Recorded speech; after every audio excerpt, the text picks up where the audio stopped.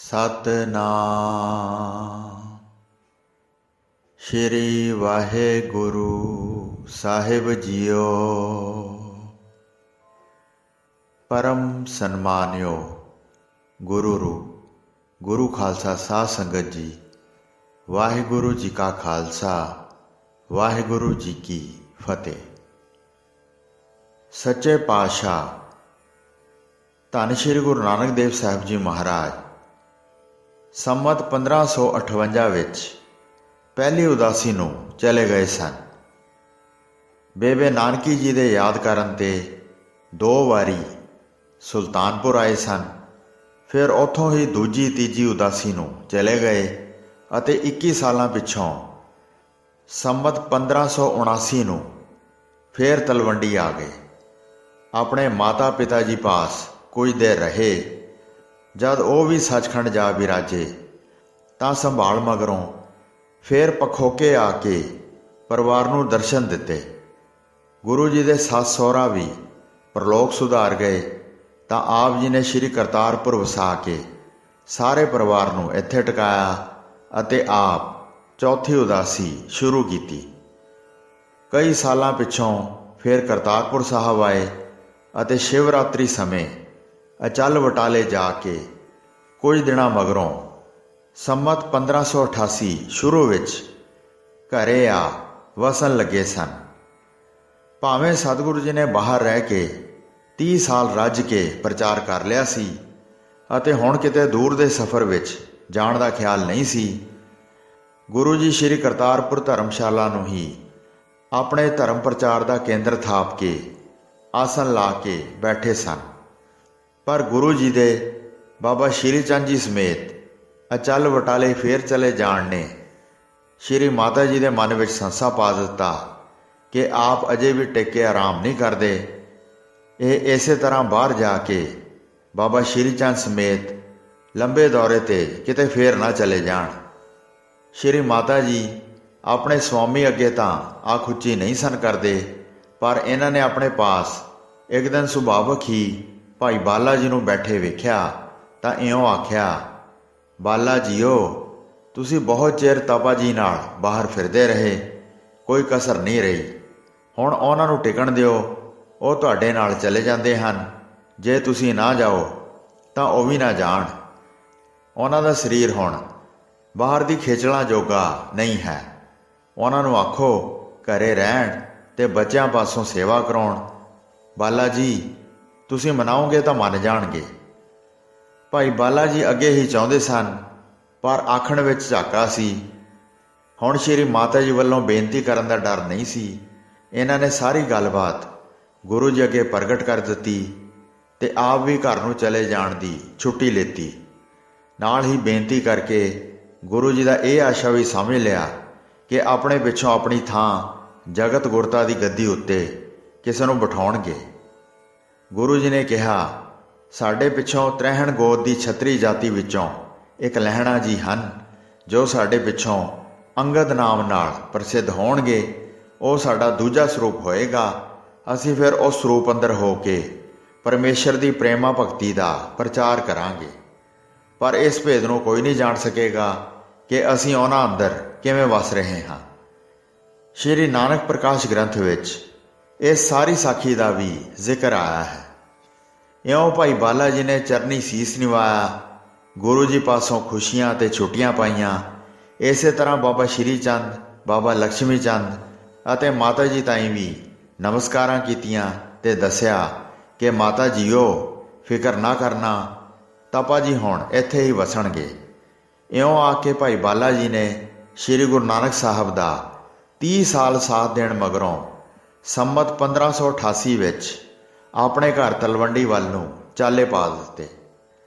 ਸਾਹਿਬਜ਼ਾਦਿਆਂ ਨੂੰ ਜਾਂ ਪਹਿਲੇ ਆਇਆਂ ਸਿੱਖਾਂ ਵਿੱਚੋਂ ਕਿਸੇ ਨੂੰ ਗੁਰਗੱਦੀ ਕਿਉਂ ਨਹੀਂ ਦੇਣਗੇ ਅਤੇ ਖਡੂਰ ਵਿੱਚ ਵਸਦੇ श्री लहणा जी नूं जो अजे तक सेवा विच आए ही नहीं क्यों गद्दी देणगे। ये निर्णय भी गुरु जी ने भाई बाला जी नूं समझा दिता होवेगा कि यह गद्दी जद्दी विरासत के रूप में देण दी शै नहीं अते ना किसी पहले या पिछे आए सिखां दे अधिकार नूं मुख रख के देनी है। ਬਲਕਿ ਕਰਤਾਰ ਪਾਸੋਂ ਬਖਸ਼ਿਸ਼ ਦਾ ਜੋ ਪਰਵਾਨਾ ਲੈ ਕੇ ਜੱਗ ਵਿੱਚ ਆਇਆ ਹੈ, ਇਹ ਅਮਾਨਤ ਉਸੇ ਨੂੰ ਦੇਣੀ ਹੈ। ਪਰ ਭਾਈ ਬਾਲਾ ਜੀ ਨੇ ਇਹ ਗੱਲ ਹੋਰ ਕਿਸੇ ਨੂੰ ਨਹੀਂ ਦੱਸੀ ਤੇ ਚਲੇ ਗਏ ਸਨ, ਕਿਉਂਕਿ ਪਰਿਵਾਰ ਵਿੱਚ ਹੁਣੇ ਹੀ ਨਿਰਾਸਤਾ ਛਾ ਜਾਣ ਦਾ ਡਰ ਸੀ। ਇਹ ਬਾਲਾ ਜੀ ਨੇ ਬੜੀ ਸਿਆਣਪ ਤੋਂ ਕੰਮ ਲਿਆ ਤੇ ਫਿਰ ਸ੍ਰੀ ਗੁਰੂ ਅੰਗਦ ਦੇਵ ਜੀ ਪਾਸ ਜਦੋਂ ਆਏ ਤਦ ਦੱਸਿਆ ਸੀ। ਭਾਈ ਬਾਲਾ ਜੀ ਦੇ ਤਲਵੰਡੀ ਚਲੇ ਜਾਣ ਮਗਰੋਂ ਗੁਰੂ ਜੀ ਨੂੰ ਲਗਭਗ 2 ਸਾਲ ਆਪਣੇ ਘਰ ਰਹਿੰਦਿਆਂ ਹੋਣ ਲੱਗੇ ਸਨ। ਦਰਸ਼ਨ ਵਾਸਤੇ ਬੇਅੰਤ ਸੰਗਤਾਂ ਆਉਂਦੀਆਂ ਤੇ ਵਰੋ ਸੌਂਦੀਆਂ। ਕਿਸੇ ਸਾਲਾਨਾ ਜੋੜ ਮੇਲੇ ਉੱਤੇ ਤਾਂ ਕਈ ਵੇਰ ਕਈ ਹਜ਼ਾਰ ਦੀ ਗਿਣਤੀ ਵੀ ਹੋ ਜਾਂਦੀ ਸੀ, ਕਿਉਂਕਿ ਪੰਜਾਬ ਅੰਦਰ ਨਹੀਂ ਸਗੋਂ ਹਿੰਦੁਸਤਾਨ ਦੇ ਦੂਜੇ ਹਿੱਸਿਆਂ ਬੰਗਾਲ ਬਿਹਾਰ ਵਿੱਚੋਂ ਵੀ ਹਿੰਦੂ ਮੁਸਲਮਾਨ ਬੰਦਗੀ ਦੇ ਸ਼ੌਂਕੀ ਕਈ ਆਇਆ ਕਰਦੇ ਸਨ, ਜਿਸ ਤੇ ਮੁਕਾਮੀ ਸੰਗਤ ਦੇ ਸਹਿਯੋਗ ਨਾਲ ਬਾਬਾ ਸ਼੍ਰੀ ਚੰਦ ਜੀ ਸੇਵਾ ਦਾ ਸਾਰਾ ਪ੍ਰਬੰਧ ਨਿਭਾਉਂਦੇ। ਗੁਰੂ ਜੀ ਸਪੁੱਤਰਾਂ ਦੀ ਇਹ ਸੇਵਾ ਤੇ ਉਤਸ਼ਾਹ ਨੂੰ ਦੇਖ ਕੇ ਬੜੇ ਖੁਸ਼ ਹੁੰਦੇ। ਪਰ ਵੇਦ ਪਾਠੀ ਵੇਦੀਆਂ ਦੀ ਕੁਲ ਵਿੱਚ ਪੈਦਾ ਹੋਏ ਤ੍ਰਿਕਾਲਦਰਸ਼ੀ ਗੁਰੂ ਨਾਨਕ ਵੇਦੀ ਨੂੰ ਆਪਣੇ ਵੱਡੇ ਵੇਦੀਆਂ ਵੱਲੋਂ ਕਿਸੇ ਪਹਿਲੇ ਜ਼ਮਾਨੇ ਵਿੱਚ ਸੋਢੀਆਂ ਭਰਾਵਾਂ ਨੂੰ ਦਿੱਤਾ ਵਰਦਾਨ ਵੀ ਚੇਤੇ ਸੀ, ਜੋ ਗੁਰੂ ਜੀ ਨੇ ਆਪਣਾ ਸਰੀਰ ਛੱਡਣ ਤੋਂ ਪਹਿਲਾਂ ਹੀ ਪਹਿਲੀ ਕਿਸ਼ਤ ਰੂਪ ਵਿੱਚ ਪੂਰਾ ਕਰਨਾ ਸੀ। ਗੁਰੂ ਜੀ ਇਹ ਵੀ ਜਾਣਦੇ ਸਨ, ਜੋ ਭਲੀ ਸੰਤਾਨ ਦਾ ਫਰਜ਼ ਹੁੰਦਾ ਹੈ ਕਿ ਆਪਣੇ ਪਿਓ ਦਾਦੇ ਦੇ ਸਿਰ ਤੇ ਕਿਸੇ ਦਾ ਕਰਜ਼ਾ ਨਾ ਰਹਿਣ ਦੇਵੇ, ਜਦ ਸਮਰੱਥਾ ਹੋਵੇ ਤਾਂ ਜ਼ਰੂਰ ਉਤਾਰ ਦੇਵੇ। ਉਹ ਜ਼ਿਕਰ ਇਉਂ ਹੈ ਕਿ ਵੇਦੀਆਂ ਤੇ ਵੱਡਿਆਂ ਪਾਸੋਂ ਸੋਢੀਆਂ ਤੇ ਵੱਡਿਆਂ ਨੇ ਖੋਇਆ ਪੰਜਾਬ ਦਾ ਦੁਨਿਆਵੀ ਰਾਜ ਮੋੜ ਦੇ ਕੇ ਆਪ ਤਪ ਕਰਨ ਨੂੰ ਬਨ ਵਿੱਚ ਚਲੇ ਗਏ ਸਨ। ਪਰ ਬੇਦੀਆਂ ਨੇ ਸੋਢੀਆਂ ਦੀ ਉਦਾਰਤਾ ਉੱਤੇ ਖੁਸ਼ ਹੋ ਕੇ ਦੀਨ ਦਾ ਸੱਚਾ ਰਾਜ ਦੇਣ ਦਾ ਵਚਨ ਦਿੱਤਾ ਸੀ। ਸ਼੍ਰੀ ਗੁਰੂ ਗੋਬਿੰਦ ਸਿੰਘ ਜੀ ਨੇ ਵੀ ਸ਼੍ਰੀ ਮੁਖਵਾਗ ਬਚਿੱਤਰ ਨਾਟਕ ਧਿਆਏ ਚੌਥੇ ਵਿੱਚ ਵੀ ਵਿਸਥਾਰ ਨਾਲ ਲਿਖਿਆ ਹੈ। ਇਸ ਵਰਦਾਨ ਰਾਹੀਂ ਤਦ ਗੁਰੂ ਜੀ ਦੇ ਮੋਢਿਆਂ ਉੱਤੇ ਹੀ ਬਾਰ ਪਾਇਆ ਗਿਆ। ਉਹਨਾਂ ਨੇ ਖੋਲ੍ਹ ਕੇ ਆਖਿਆ ਕਿ ਕਲਯੁਗ ਵਿੱਚ ਆ ਕੇ ਜਦ ਅਸੀਂ ਆਪਣਾ ਨਾਨਕ ਨਾਮ ਕਹਾਵਾਂਗੇ ਤਾਂ ਸੋਢੀਆਂ ਨੂੰ ਜਗਤ ਪੂਜ ਬਣਾ ਕੇ ਪਰਮ ਪਦ ਸੁਰਖਰੂਈ ਦਾ ਪਾਵਾਂਗੇ। ਹੁਣ ਕਲਯੁਗ ਦਾ ਹੀ ਸਮਾਂ ਸੀ। ਗੁਰ ਅਵਤਾਰ ਗੁਰੂ ਨਾਨਕ ਦੇਵ ਜੀ ਆਪ ਸਰਬ ਕਲਾ ਸਮਰੱਥ ਗੁਰੂ ਮੌਜੂਦ ਸਨ। ਇੱਕ ਪਾਸੇ ਇਹਨਾਂ ਤਾਈਂ ਦੋਵੇਂ ਸਾਹਿਬਜ਼ਾਦੇ ਖਾਸ ਕਰ ਬਾਬਾ ਸ਼੍ਰੀ ਚੰਦ ਜੀ ਸਰਬ ਗੁਣ ਸੰਪੰਨ ਅੱਖਾਂ ਦੇ ਸਾਹਮਣੇ ਸਨ। ਇਹਨਾਂ ਤੋਂ ਵੱਖਰੇ ਉਮਰ ਭਰ ਦੇ ਆਗਿਆਕਾਰ ਨਿਸ਼ਕਾਮ ਸੇਵਕ ਭਾਈ ਬਾਲਾ ਜੀ ਚਾਹੇ ਤਲਵੰਡੀ ਚਲੇ ਗਏ ਸਨ ਅਤੇ ਭਾਈ ਪਾਰੋ ਜੀ ਜੁਲਕਾ ਜਿਹੇ ਹੋਰ ਕਈ ਹਜ਼ੂਰੀਏ ਸਿੱਖ ਸਨ। ਪਰ ਦੂਜੇ ਪਾਸੇ ਸ਼੍ਰੀ ਗੁਰੂ ਨਾਨਕ ਦੇਵ ਜੀ ਨੂੰ ਖਡੂਰ ਵਿੱਚ ਵਸਦੇ ਇੱਕ ਸਮਰੱਥ ਪੁਰਸ਼ ਵੀ ਦਿਸ ਰਹੇ ਸਨ, ਜਿਨ੍ਹਾਂ ਨੇ ਗੁਰੂ ਜੀ ਪਾਸੋਂ ਇਸ ਅਮਾਨਤ ਨੂੰ ਆਪਣੇ ਸਿਰ ਲੈ ਕੇ ਫਿਰ ਇੱਕ ਹੋਰ ਸਮਰੱਥ ਪੁਰਖ ਰਾਹੀਂ ਅੱਗੇ ਅਸਲੀ ਟਿਕਾਣੇ ਤੇ ਪਹੁੰਚਾਉਣਾ ਸੀ। ਇਹੋ ਵੱਡੀ ਸੋਚ ਸੀ। ਇਹ ਕੰਮ ਅਗਰ ਸਾਹਿਬਜ਼ਾਦਿਆਂ ਰਾਹੀਂ ਕਰਾਉਂਦੇ ਤਾਂ ਇੱਕ ਵਾਰੀ ਦੀ ਪਿਤਾ ਪੁਰਖੀ ਘਰ ਵਿੱਚ ਅਪਣਾਈ ਚੀਜ਼ ਦਾ ਦੂਜੀ ਥਾਂ ਦੇਣਾ ਸੁਭਾਵਕ ਔਖਾ ਸੀ। ਪਰ ਆਪਣੇ ਹੱਥੇ ਦੂਜੀ ਥਾਂ ਦੇਣ ਨਾਲ ਤੀਜੀ ਥਾਂ ਅਟਕ ਜਾਣ ਦੀ ਕੋਈ ਵਜ੍ਹਾ ਨਹੀਂ ਸੀ ਰਹਿੰਦੀ, ਕਿਉਂਕਿ ਧੁਰ ਕਰਤਾਰ ਵੱਲੋਂ ਇਹ ਅਮਾਨਤ ਅਗਰ ਆਪਣੇ ਘਰ ਵਿੱਚ ਸ਼੍ਰੀ ਗੁਰੂ ਨਾਨਕ ਦੇਵ ਜੀ ਨੇ ਨਹੀਂ ਰੱਖੀ ਤਾਂ ਹੋਰ ਕਿਸੇ ਨੂੰ ਕੋਈ ਹੱਕ ਨਹੀਂ ਰਹਿ ਜਾਂਦਾ ਕਿ ਰੱਖੇ। ਇਹ ਵਸਤੂ ਅਜਰ ਵਸਤੂ ਹੈ, ਜਿਸ ਦੀ ਹੈ ਉਸ ਦੇ ਘਰ ਜਾਣੀ ਹੈ। ਫਿਰ ਗੁਰੂ ਜੀ ਦਾ ਤਾਂ ਆਪਣਾ ਮਤ ਸਿਧਾਂਤ ਹੀ ਹੁਕਮ ਰਜਾਈ ਚੱਲਣਾ ਹੈ। ਉਹ ਕਰਤਾਰ ਦੇ ਹੁਕਮ ਨੂੰ ਜਨਮ ਤੋਂ ਸਮਝਣ ਦੀ ਸੋਝੀ ਸ਼ਕਤੀ ਰੱਖਦੇ ਸਨ। ਤਦੇ ਹੀ ਬਾਲਾ ਜੀ ਨੂੰ ਕਿਹਾ ਸੀ। ਇਸ ਲਈ ਗੁਰੂ ਜੀ ਉਡੀਕ ਵਿੱਚ ਸਨ। ਜੋ ਨਿਰੰਕਾਰ ਦਾ ਸਾਜਿਆ ਪੂਰਨ ਭਾਂਡਾ ਉਹ ਵਡਭਾਗੀ ਪੁਰਖ ਛੇਤੀ ਛੇਤੀ ਆਣ ਮਿਲੇ ਅਤੇ ਇਹ ਆਪਣੀ ਜੋਤ ਵਸਤ ਉਸ ਦੇ ਵਿੱਚ ਰੱਖਣ। ਗੁਰੂ ਨਾਨਕ ਦੇਵ ਜੀ ਆਪਣੀ ਗੁਰੂ ਜੋਤ ਕਿਸ ਵਿੱਚ ਰੱਖਣਗੇ, ਗੁਰਗੱਦੀ ਕਿਸ ਨੂੰ ਦੇਣਗੇ, ਇਹ ਆਪਣਾ ਇਹਨਾਂ ਪਾਸ ਧੁਰ ਦਾ ਬਣਿਆ ਪ੍ਰੋਗਰਾਮ ਸੀ। ਪਰ ਇਹ ਵਿਚਾਰ ਵਕਤ ਤੋਂ ਪਹਿਲਾਂ 8 ਸਾਲ ਦੱਸ ਕੇ ਪਹਿਲੇ ਹੀ ਪਰਿਵਾਰ ਵਿੱਚ ਨਿਰਾਸਤਾ ਭਰ ਦੇਣੀ ਚੰਗੀ ਨਹੀਂ ਸੀ। ਆਪ ਸਮਝਦੇ ਸਨ ਕਿ ਇਹਨਾਂ ਦੇ ਬਾਬਾ ਸ਼੍ਰੀ ਚੰਦ ਹਰ ਤਰ੍ਹਾਂ ਯੋਗ ਤੇ ਜਤ ਸਤ ਸਿਮਰਨ ਵਿੱਚ ਰਤੇ ਹੋਏ ਸਾਡੀ ਥਾਂ ਸੰਭਾਲਣ ਨੂੰ ਕੁਦਰਤੀ ਹੱਕ ਜਾਣਦੇ ਤੇ ਸਾਧਨਾ ਸਾਧ ਰਹੇ ਹਨ। ਪਰ ਗੁਰੂ ਜੀ ਆਪਣੇ ਖਿਆਲ ਵਿੱਚ ਇਹ ਹੱਕ ਜਿਸ ਵਡਭਾਗੀ ਪਾਸ ਜਾਣਾ ਸਮਝਦੇ ਸਨ, ਉਹਨਾਂ ਨੂੰ ਵੀ ਪ੍ਰੇਮ ਖਿੱਚਾਂ ਪੈ ਰਹੀਆਂ ਸਨ। ਤੇ ਉਹ ਵੀ ਵੈਸ਼ਨੋ ਦੇਵੀ ਜੰਮੂ ਵਾਲੀ ਦੇ ਦਰਸ਼ਨਾਂ ਨੂੰ ਜਾ ਰਹੀ ਮੰਡਲੀ ਦੀ ਅਗਵਾਈ ਵਿੱਚ ਖਡੂਰ ਤੋਂ ਚੱਲ ਕੇ ਸ਼੍ਰੀ ਕਰਤਾਰਪੁਰ ਦੇ ਨੇੜੇ ਅੱਪੜ ਚੁੱਕੇ ਸਨ।